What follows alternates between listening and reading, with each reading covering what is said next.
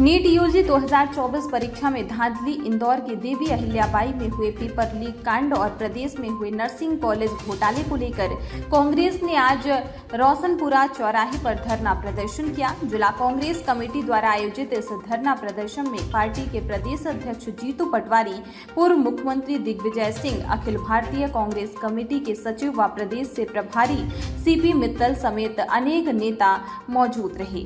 कांग्रेस नेताओं ने उच्च शिक्षण संस्थाओं और प्रतियोगी परीक्षाओं में हो रही गड़बड़ियों को लेकर केंद्र के साथ साथ राज्य सरकार पर भी जमकर हमला बोला। इस मौके पर कांग्रेस के प्रदेशाध्यक्ष जीतू पटवारी ने कहा कि मध्य प्रदेश बौद्धिक हत्याओं के मामले में देश की राजधानी बन गया है। शिवराज सरकार में व्यापम समेत कई भर्ती घोटाले और पेपर लीक का कलंक प्रदेश पर लगा है, जो बढ़ता बढ़ता आज देशव्यापी हो चुका है। किंतु यह सरकार के संरक्षण के बिना संभव नहीं है, अन्यथा मोदी सरकार पेपर लीक के मामलों को रोकने में आज इस प्रकार विफल नहीं होती। आइए आपको सुनाते हैं जीतू पटवारी ने क्या कुछ कहा। बार बार हर बार लगातार भविष्य के कत्ल की खबरें आती है। देश के आम जन के परिवार के बेटे बेटियों को बौद्धिक न्याय मिलेगा कि नहीं, ये देश में प्रश्न खड़ा होता जा रहा है। मध्य प्रदेश देश की राजधानी है।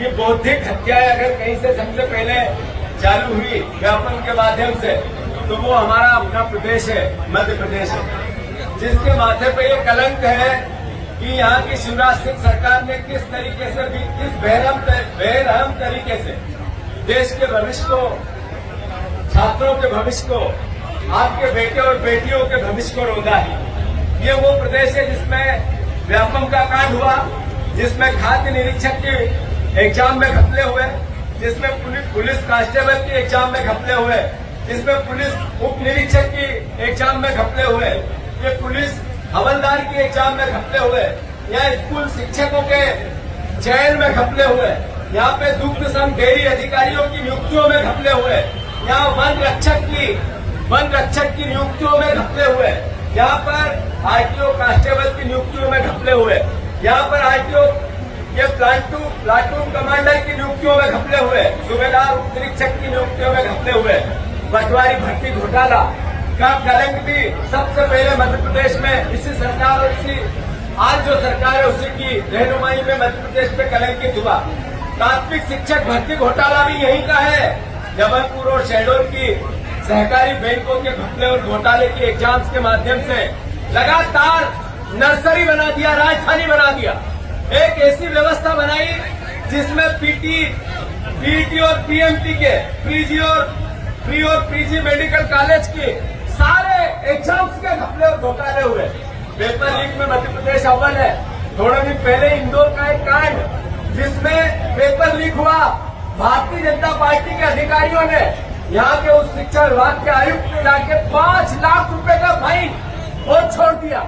ये अपने आप में मैसेज था कि ये सरकार संरक्षित करती है ऐसे घपलेबाजों को, घोटालों को। नरेंद्र मोदी जी जैसा राहुल गांधी जी ने कल कहा कि या तो नरेंद्र मोदी जी अक्षम है, सक्षम नहीं है, फेल हो गए इस ऐसी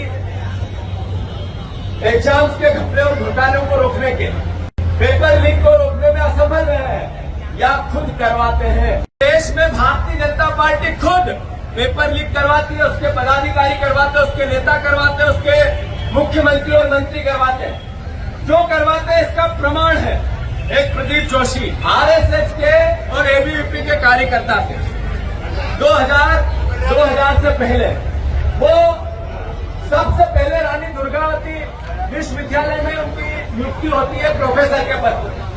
फिर वो मध्य प्रदेश पीएससी के चेयरमैन बनते हैं 2006 में, जब बीजेपी की आदरणीय हमारे शिवराज सिंह जी की सरकार थी। तभी जितने नाम मैंने लिए इसमें से 80% घपले और घोटाले उन्हीं के कार्यकाल में हुए। पीएससी के माध्यम से ये एग्जाम्स होती थी। वही शख्स प्रदीप जोशी फिर छत्तीसगढ़ 3-4 महीने पहले ये पीएससी के चेयरमैन पद से इस्तीफा देते हैं और छत्तीसगढ़ के पीएससी के कंट्रोलर चेयरमैन बनते हैं। उसके बाद फिर यूपीएससी देश के इनको चेयरमैन बनाया गया। तब यूपीएससी के जितने कलेक्टर, आईएएस और आईपीएस बने हैं, मैं मांग करता हूं देश की सरकार से और मीडिया के माध्यम से देश की जनता से कि जो प्रदीप जोशी जी के टाइम पर जितने यूपीएससी से रिलेटेड एग्जाम हुए, आईपीएस और आईएएस चुने गए, वो भी कहीं न कहीं किसी न किसी प्रकार से मैनिपुलेशन हुए होंगे, 100% हुए होंगे। इसकी भी जांच होनी चाहिए। इसका कारण है कि जहां जहां आदरणीय प्रदीप जोशी जी गए, वहां एक लंबी फहरिस्त इस तरह के घपले और घोटालों की बनती रही। ऐसे घपले और घोटाले होते रहे, ये जांच का विषय है। फिर इन्हीं को यूपीएससी की जो चेयरमैनशिप से बाद 2023 में अगस्त में ये नेट और नीट की एग्जाम के चेयरमैन बनाया गया, जो इसकी कंट्रोलिंग संस्था है उसके चीफ बने हैं। और उसी के बाद वहां भी पेपर लीक की एक लंबी लाइन सी लगी है, जो आज ताजा पूरे देश में ज्वलंत मुद्दा है। वो करवाने वाले भी उस संस्था के चेयरमैन आदरणीय प्रदीप जोशी जी है। या तो नरेंद्र मोदी जी खुद करवाते हैं, भारतीय जनता पार्टी खुद करवाती है, या रोकने में असफल है। एक व्यक्ति ऐसा जो खुद जिस पद पे जाता है वहां घपले और घोटालों की एक लंबी फहरिस्त आती है। ये कौन है? ये प्रदीप जोशी जी, और किस संस्था से जुड़ा हुआ है? ये क्या कारण है कि सभी घपले और घोटाले होते हैं फिर भी ये पदों पे बैठा रहता है? ये सवाल है या नहीं है? ये प्रश्न बनता है या नहीं बनता है? फिर से मांग करता हूं कि ये प्रदीप जोशी, इनको गिरफ्तार करना चाहिए, इनसे पूछताछ करनी चाहिए। ये जब जिस एग्जाम के हेड रहे, इनके कार्यकाल में हुए, उस पर पूरी ताकत से उनकी पूरी जांचें होनी चाहिए।